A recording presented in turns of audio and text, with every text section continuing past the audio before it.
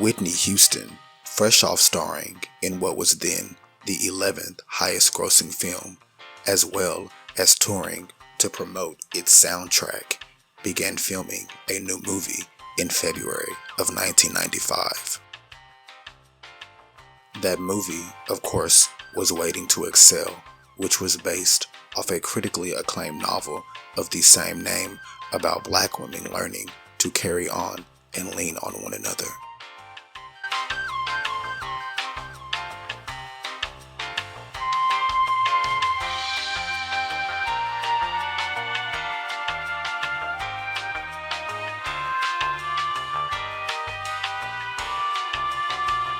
Her co-stars were Angela Bassett, who had major success as Tina Turner in What's Love Got to Do with It, Lela Rochon, who played in Harlem Nights and Boomerang, and Loretta Devine, known for being an original Dream Girl. In January, Whitney performed in a tribute for Ella Fitzgerald.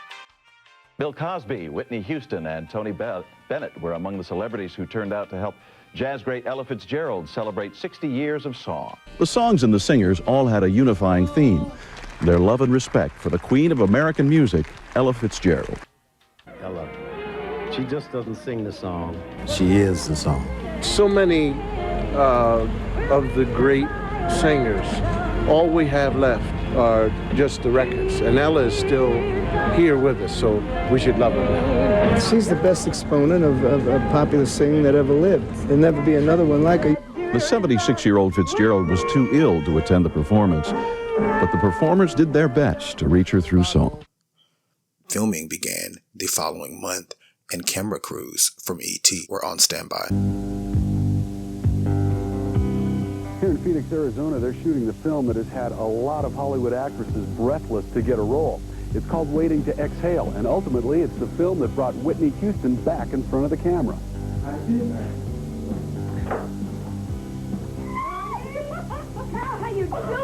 Oh my God, it's so good to see you. So tell me, how do you feel about acting again? You kind of go, am I doing this again? Right. I'm really doing this again. It's like having a baby, you know. You go, oh, I'm doing this again? Right, right. Come on, I need a drink. Waiting to Exhale is Whitney's first film since her 1992 blockbuster hit The Bodyguard, which co-starred Kevin Costner. The new film is based on the best-selling book and is being directed by Forrest Whittacker. In it, Whitney stars with Lela Rochon, Loretta Devine, and Angela Bassett as four close friends who have rotten luck with men. I hate to be the one to break it to you, but this is about as good as you get. Upon signing up for the film in 1994, Houston was adamant about not singing any songs on the official soundtrack. Yes, I don't know about tequila, but we're shooting the breeze on several occasions, and men have been the conversation. Right, of course. We're the butt. But not anymore, because I'm married. There you go. You don't have to put up with that anymore, Hell right? no. Yeah. Working on the film comes at the end of a whirlwind period for Whitney, along with marriage to Bobby Brown, raising their daughter, and performing her duties as an AT&T spokesperson. Whitney's been touring non-stop for 3 years, and I saw firsthand how busy she was in 1993 at one of her concerts in Washington, D.C. When the film began production the following year, her sentiments hadn't changed. Waiting to Excel's director, Forrest Whittacker, commissioned Babyface to both compose the score and soundtrack to the film. Upon visiting the set, he tried to persuade her to do something for the soundtrack, and once again, she was unmoved. Despite accusing Babyface of losing his mind for presenting her a song with a hook comprised of shoop shoops, she recorded the song. Babyface's account is as follows. When Whitney first heard the song, she figured I'd lost it. I couldn't come up with words anymore. And actually, she's right. I couldn't think of anything for that particular part. It felt like it should groove there, but I knew I couldn't groove without any vocals. So I started humming along with it, and that's what happened. The shoots came, but they felt so good. I thought, why not? It doesn't have to mean anything. In March, Whitney was nominated for Favorite Musical Performer at the 21st People's Choice Awards. That same month, Whitney presented her mother, Sissy, with the Pioneer Award from the Rhythm and Blues Foundation, serenading the audience with the rendition of His Eye is on the Sparrow. My mother taught me, most importantly, I sing because I'm happy, and I sing because Jesus set me free.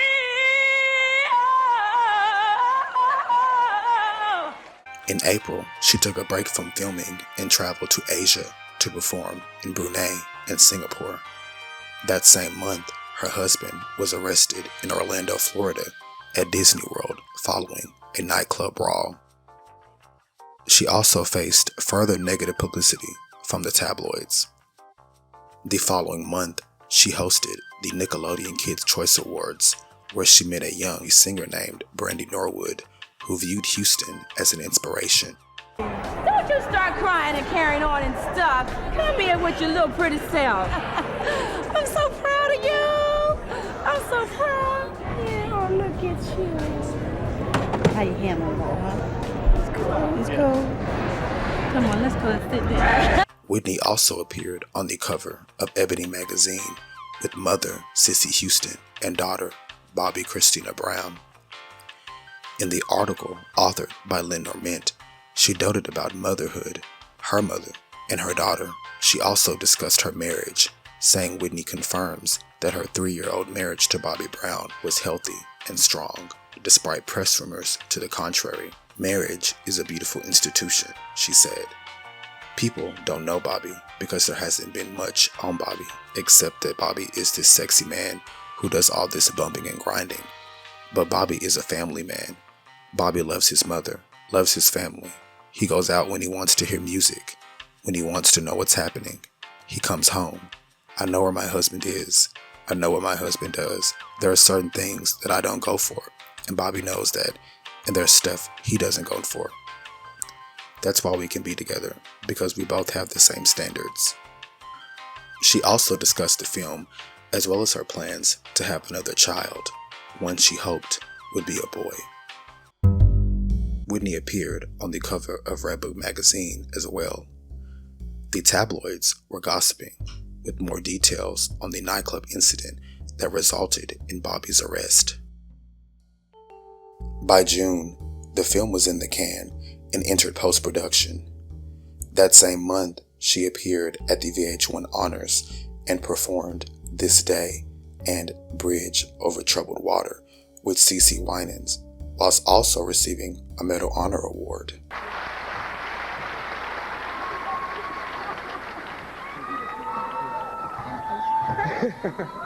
I just left you. Yes, we just left each other. Yeah. But we're here together now. Ooh, good to see you. See you. Whitney. Yeah. On behalf of VH1, with my deepest heart, I present to you the 1995 VH1 Honors Award. And as you sang in one of your beautiful songs, I believe the children are our future. Teach them well and let them lead the way. So.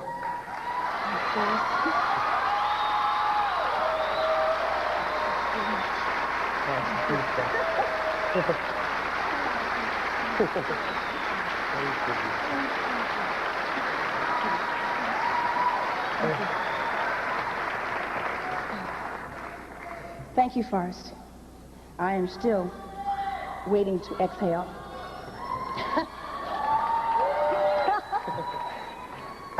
Listen, I first have to give honor to the Almighty Father and my Savior Jesus for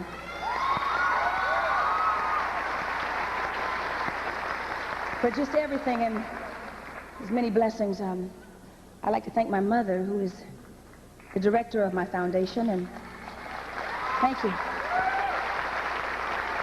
And my dad and Tony Chambers, I thank you. My dream is a special one. Keep going, keep going. Don Houston for helping us make. Oh, you got it. Oh, you got it. Okay, go back. Go back. All right. All right, I got you now. This award.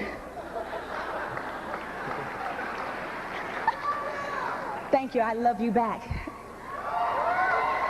This award is my commitment to try and make a difference while I'm on this earth. Again, I'd like to thank my mother, president of my foundation, and the entire board for making my dream a reality. Special thanks to Marital Gray and Donna Houston, my sister-in-law, for helping us to keep going, and of course, all of you, I thank you. In September, Bobby Brown narrowly escaped with his life after close-range shots were fired at his Bentley. This is Bobby Brown's cream-colored Bentley. You can see the bullet holes and the blood on the front seat. It happened early this morning in Boston's tough Roxbury section. Bobby was standing next to his car outside this seedy bar. His sister's fiancé, Stephen Seeley, was sitting inside. When a gunman opened fire, Seeley was hit in the head and chest. He died a few hours later at Boston City Hospital. Bobby Brown just happens at this point to be a witness. If it turns out to be something else, we'll find that out. We'll look into that. Spokesman Robert O'Toole says right now police have no motive and no suspects. You know, I'm not afraid to be Bobby. I'm not afraid to say or do anything that, you know, I feel like doing. That's Bobby talking about his bad boy image on the set of his new movie, Thin Line. Bobby's had many run-ins with the law. Last month, he was cited for allegedly kicking a hotel security guard in West Hollywood. In April, he and 2 companions were arrested in Orlando, Florida, and charged with beating a nightclub patron. In 1993, police in Augusta, Georgia cited Bobby for simulating sex on stage in front of an underage audience. Sometimes controversy helps celebrities, but in an instance when someone's shot, it can't help. In October, further stories about her marriage appeared in the National Enquirer, and although petty, it was alleged the Bentley, which was shot up, was hers. Waiting to Excel was a soundtrack composed and written entirely by Kenneth Edmonds, or Babyface. Whitney Houston only contributed a handful of songs, and the first single to be released off the soundtrack, the same tune that convinced Nippy Babyface had lost his mind, debuted at number 1 on the pop charts, only the 3rd single in history at that time to do so. The video, directed by Forrest Whittacker, preceded the single's commercial release. Camera crews were present during the video's production. Pretty much singing directly to the camera. Intercut with some images from the film. I get to do a video with Forrest Whittacker. You know, I did a film with Forrest, but now I get to do the video. I get to do video. You know, which is really, really, really cool.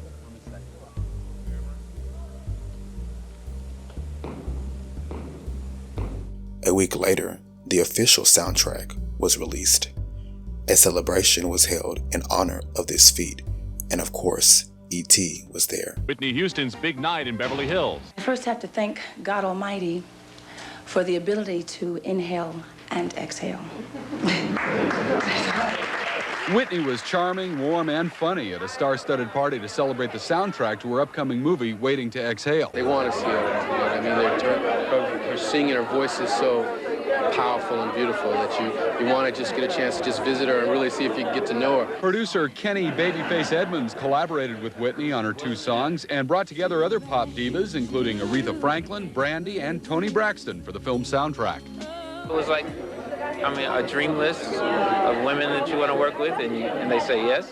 Right. Okay, so that's cool. And when it came to selecting those famous ladies, Babyface told Whitney the choice was hers. He said, all I need from you is for you to write a list of the women that you do not want on this album. Well, I got my pen and paper out. The Waiting to Excel soundtrack was as big, if not bigger, an event than the film itself. It boasted all female performers: Toni Braxton, Brandy Norwood, Mary J. Blige, Shantae Moore, TLC, Patti LaBelle, Aretha Franklin, and CeCe Winans. Upon its release, it received rave reviews. Whitney Houston also acquired the rights to actress Dorothy Dandridge's biography. Dandridge was the first black woman to earn a Best Actress Oscar nomination for her role in the 1954 musical Carmen Joan. Now, Whitney and Janet both want to tell her life story. Janet seems to have an early lead by imitating Dorothy in her new video. Also, she reportedly wants to base her script on a book written by Dandridge's former manager, Earl Mills. She said she read my book 3 times and that she's serious about wanting to do a film. But Whitney says she too is intrigued by Dandridge and has already bought the rights to another Dandridge biography. Both women have acting credentials. According to the November 11th issue of Billboard, the Exhale video received heavy rotation on BET, MTV, and The Box.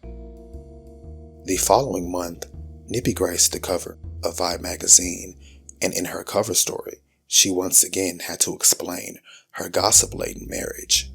She groaned, "I get tired of being talked about. I get really tired of just constantly, in one form or another, hearing my name. Bobby and I are having marital problems, and that's all I want to say about it. We will work our problems out, not we and the world."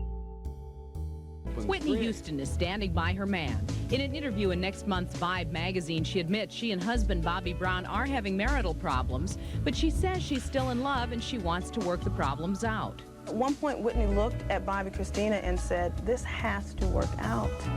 Almost like she's looking at her daughter and thinking, there's more of a reason. Houston.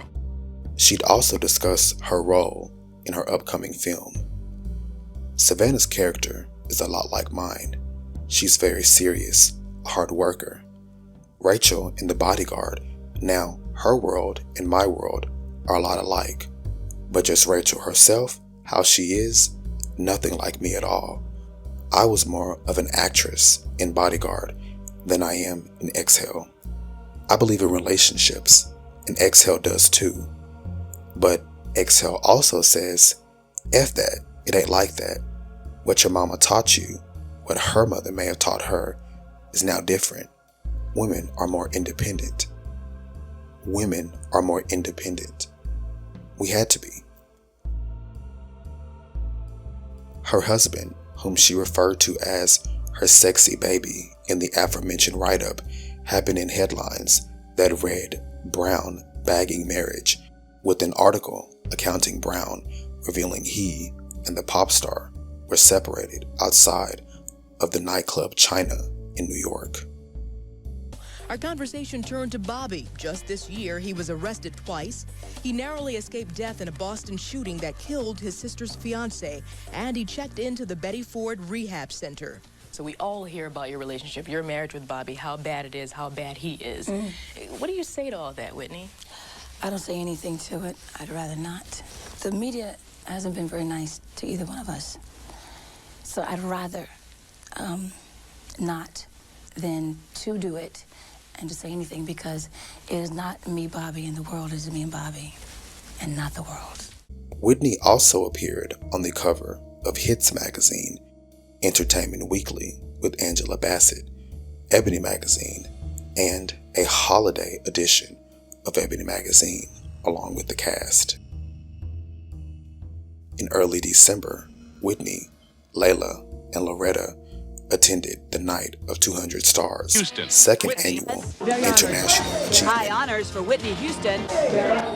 Whitney Houston was honored by the Michael Bolton Foundation, and she even shedded a tear when her mom, Sissy, showed up to sing her a song. I want to know that I had tried to make a difference. People magazine featured Nippy on its December 14th issue, once again nagging about her on-again, off-again marriage with Bobby Brown.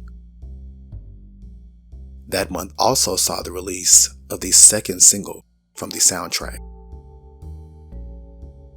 A 15-year-old Brandy Norwood debuted in 1994 with a self-titled set on Atlantic Records.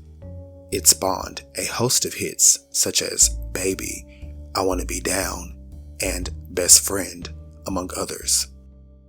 Her contribution to the soundtrack of Waiting to Excel was the Babyface written track, Sitting Up in My Room, and on December 12th, it was released as a single.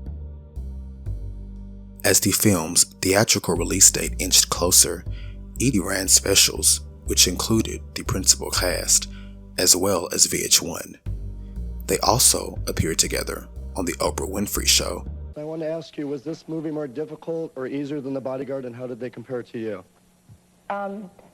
This is a lot more familiar to me.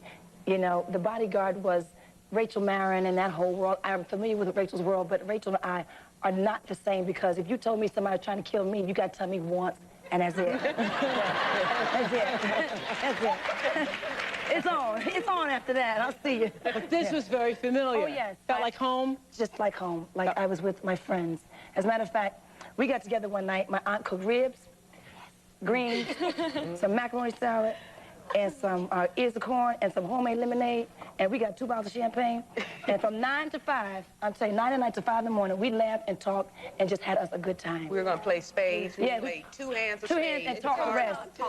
Cards went over the shoulder. It was on. It was fun. Yeah. Where Whitney gave this famous response to a question about her marriage. Listen, everybody wants to get into Whitney's business, and I, as a person who lives my life in the tabloids too, this is how we're going to handle this today. Okay. You tell us whatever it is you want us to know.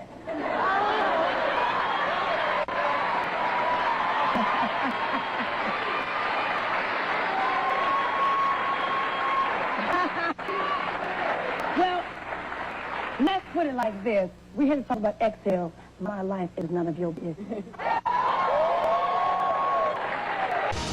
Whitney and Bobby back together again. Everybody's gonna love it. The stars come out to celebrate Whitney, her movie, and her man. The film was premiered and theatrically released on December 22nd. To Exhale New York premiere with husband Bobby Brown. Her mom, Sissy Houston, was there too, and Whitney was geared up for a big night. Just to hear everybody talk at the screen, because that's the kind of movie it is. Everybody's gonna love it. You're gonna find yourself in this movie. It's fun. I hope, and I'm pretty sure it'll open up a lot of doors. She and Bobby tried to slip away after the screening, but not before Bobby gave the movie and Whitney a thumbs up. Excellent. Yeah? One of her better ones. Those who had just seen the screen version of Terry McMillan's novel left with their thoughts. Loved it. Great. Yeah? Yes, yeah, it was great. Obviously you're not black. You liked it. We black? No. This is 1995, and everybody's seeing everything about everybody. I liked it, and it's nice to see African-American women on screen. The film is sure to rekindle a long-standing argument that arose when the book was first published, but which has been a flashpoint in the African-American community for decades. Namely, at a time when the need for positive black images cries out, witness even this billboard on a Harlem tenement tying the film into a contest sponsored by a hair-straightening product, when the true everyday strength of men climbing against a far from level playing field seems to be submerged in a barrage of hostile pictures. Just how is one to judge a work written by a black woman in which nearly every black male character is, to put it simply, a dog? Many say such characterizations are ill-conceived. On the other hand, many other black men and women say it's time for some house cleaning. I think a lot of guys should go and see it, definitely. I want to talk to you about that. And why do you think a lot of guys should see it? Because that's the way they have been treating us. That's definitely for truth. Now, you know there's some black men that are saying that they're getting a raw deal here, that not all black men are like that. Well, that's true, too, but there's a lot of them that are like that. If it can create an atmosphere where people can dialogue in a positive and constructive way, I think it can move the relationships. I think it was just kind of designed to play to a women's market. Women need to be strong within themselves, and then they can deal with any situation that arises. And I think that way it sends a positive message. Why do I have the feeling that the two of you are going to keep talking about this movie afterwards? We are. We are? I don't think it's just black men. Unfortunately, I think it's just young men today. Whereas critics raved about the soundtrack, there was a more lukewarm and skewed perception to the film. Waiting to Exhale is an ambitious film based on a best-selling book, but is directed by the actor Forrest Whittacker. I thought there were just too many characters here to get deeply involved with any of them except one. I call part of this film a soap opera. Frankly, I think a lot of it is.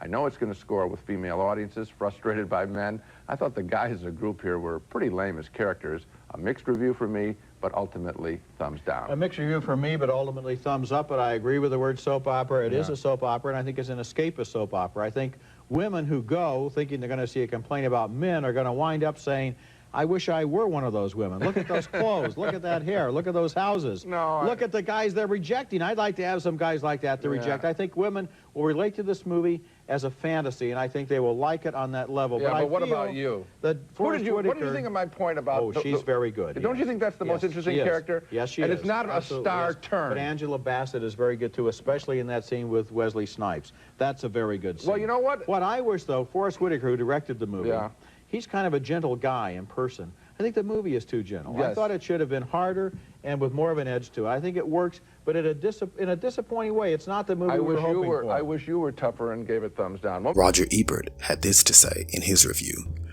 Waiting to Exhale is not really an assault on black men and men in general, but an escapist fantasy that women in the audience can enjoy by musing, I wish I had her problems, and her car, house, wardrobe, figure, and men, even wrong men.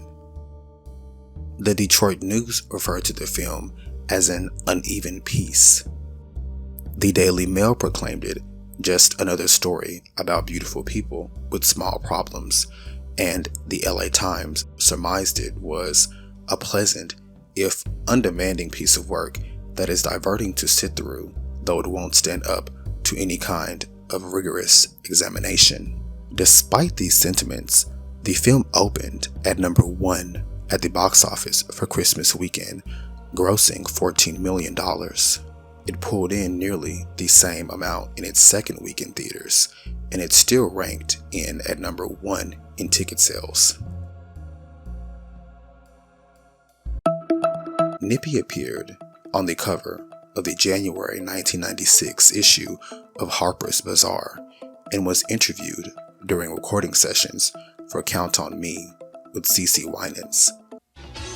It looks like Whitney and Bobby are back together again, but a lot of people are wondering why. Whitney has some answers in the upcoming issue of Harper's Bazaar. She said that he is her energy side and she is his quiet side, and they kind of match. And I think that's a nice sentiment. Whitney also addressed charges that her marriage is a sham. She says, why would she go to all the trouble to pretend to be someone she's not? That same month, she also began work on another project. It took weeks for the soundtrack to hit number 1 on the Hot 200, which it did by January 20th, 1996. By that point, the lead single, Exhale, was platinum, and the third single was also released. Mary J. Blige, Discovered Singing, and Anita Baker Tune had 2 platinum-selling albums on MCA's subsidiary Uptown Records. Known for fusing gritty soul singing and hip-hop flavor, her contribution to the soundtrack was entitled Not Gon' Cry, which was released as a single in January 1996. Sitting Up in My Room would peak at number 2 on the R&B charts as well as the Hot 100.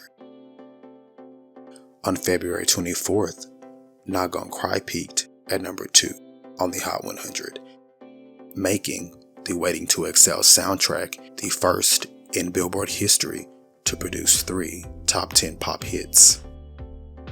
At the 22nd People's Critic Choice Awards, Whitney was nominated for Favorite Female Musical Performer.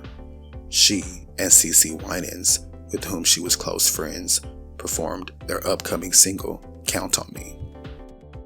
The single debuted on the pop charts at number 32 that same month. Exhale, the song, was nominated for 2 awards at the Soul Train Awards, one for Best Female Performance and another for Song of the Year. On April 6th, Whitney and Denzel Washington co-hosted the NAACP Image Awards, where Waiting to Exhale received 6 nominations, including 1 for Best Album, which it won, making Whitney the artist with the most NAACP awards for Outstanding Album. We fell in love at the movies and film after film. Images of loving African-American men and women filled the screen.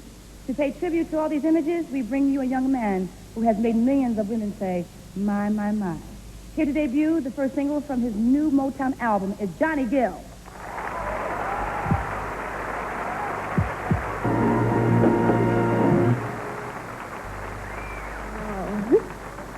this whole week. Oh, beauty. Thank you so very much, Gregory. All the gorgeous and talented men and other actors on the scene, as well as those behind the scenes that went into making this project the From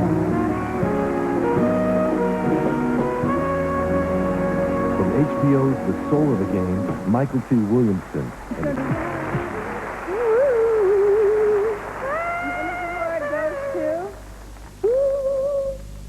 Waiting to exhale. Woo! Oh, yeah.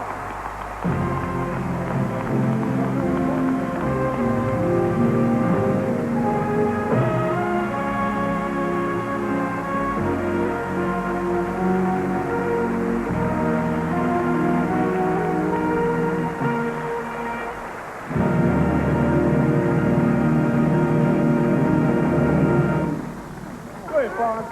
Come on, Forrest. Take your time, man.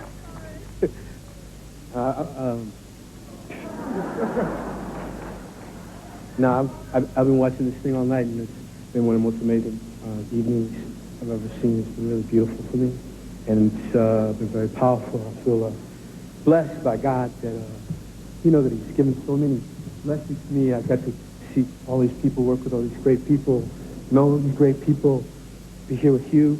I'd like to thank the NAACP for acknowledging this film tonight, and all of you who supported this film. Thank you. Coming up, our grand finale with Kirk Franklin and the family. By May 4th, Count on Me was a top 10 hit, reaching number 8 on the Hot 100. It also found great success overseas as well. On the 6th, Whitney Houston hosted the Kids' Choice Awards. Whitney Houston spent her weekend with the kids, and we mean lots of them. The superstar co-hosted Nickelodeon's Kids' Choice Awards in Los Angeles for the second year in a row. Sherry Sylvester reports from start to finish, this was not your usual award show. One look and it was easy to see these were not the ordinary red carpet arrivals. And when was the last time Whitney Houston showed up at an award show in high-top tennis shoes? Hollywood, Hollywood, where kids rule! Hi, Whitney Houston here, inside the Nickelodeon blimp, with the inside scoop on this year's Kids' Choice Awards. And the word is, I'm back. That's right, I'm hosting Nick's 9th annual Kids' Choice Awards live May 11th in LA. But the real story is about you. This year, you discussed, you debated, you fought it out, and then after you won every argument, you voted for your favorites in movies, TV, music, sports, and more. Now it's time to find out how right you were. So join me here on Nick for the Kids' Choice Awards. Hey, wait a minute.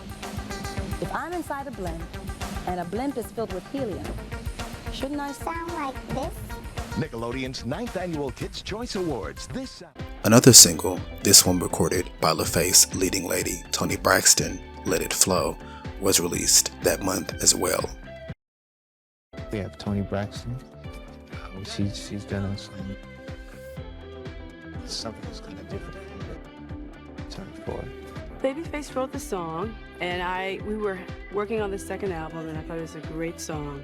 And he said that he was writing it for the movie, and I loved it. He said, I'll tell you what, why don't we do it for the movie and your album? So, ta-da, that's all I looked up. If I weren't there, who knows who could have been singing that song, so I was really blessed with that.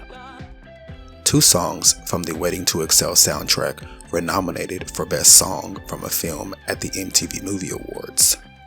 Exhale and Brandy Sitting Up in My Room. Brandy and Her Room won at the June 8th ceremony. That month also saw the release of Aretha Franklin's contribution to the soundtrack, It Hurts Like Hell, as a single. The final single from the album was released July 22nd, entitled Why Does It Hurt So Bad?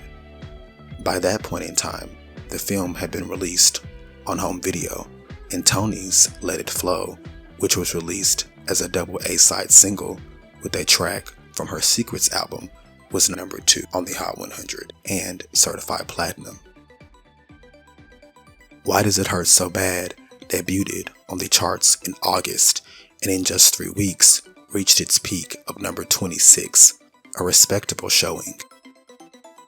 On the 24th, Nippy performed at the wedding of Princess Rashida in the Southeast Asian country of Brunei. It was reported Prince Jeffrey handed her a blank check and instructed her to fill in what she thought she was worth. Waiting to excel, as Whitney stated herself, found the singer-turned-actress in territory familiar to her. Perhaps not the dry Arizona heat, but the narrative of career-driven yet love-starved black women was something that by age 31, when she signed on to do the film, she knew all too well. While Whitney worked major gigs and splattered headlines about her work, her then husband of 3 years seemed to fall out of print, say for his affinity for violence and odd behavior. Secrets behind the marital war of the roses that's raged between Bobby Brown and Whitney Houston, some say, has finally been revealed. This time, Bobby bears all. The only problem, it's a confession that came right in the middle of a Betty Ford clinic therapy session. It couldn't have been easy for Bobby. Here he was, in a room full of strangers, trying to be as honest about himself as he could. In this week's Globe magazine, the laundry list of Bobby Brown's shortcomings and propensity for booze and babes is well documented. He said that he was addicted to cocaine, gambling, booze, and sex. He said that he would start boozing, he would start drinking beer early in the morning, and at weekends, Bobby said, he was snorting up to 30 grams of cocaine. So how could any man, especially Bobby, married to one of the loveliest pop songbirds of our time, carry on like such a lout and a brute? Well, get ready for this one. The biggest shock came when he announced that Whitney was bisexual. He blames Whitney's bisexuality on his womanizing, and he says that he felt less of a man because Whitney was attracted to other girls. In her aforementioned 1996 Harper's Bazaar write-up, Whitney stated, "You don't know the kind of man he is unless you live with him and know him yourself. Bobby is the energetic side of me. I'm the calm side of him, which works for us. I married the person I was in love with, the person I was having fun with, the person I could be real with. It wasn't a game." Even Bobby himself had to do damage control, appearing on an episode of Entertainment Tonight. There's been a lot of negative press on Bobby Brown. They've created a bad boy. He was known as the bad boy of rhythm and blues. She was the Cinderella of pop. As man and wife Whitney Houston and Bobby Brown plunged straight into tabloid headlines.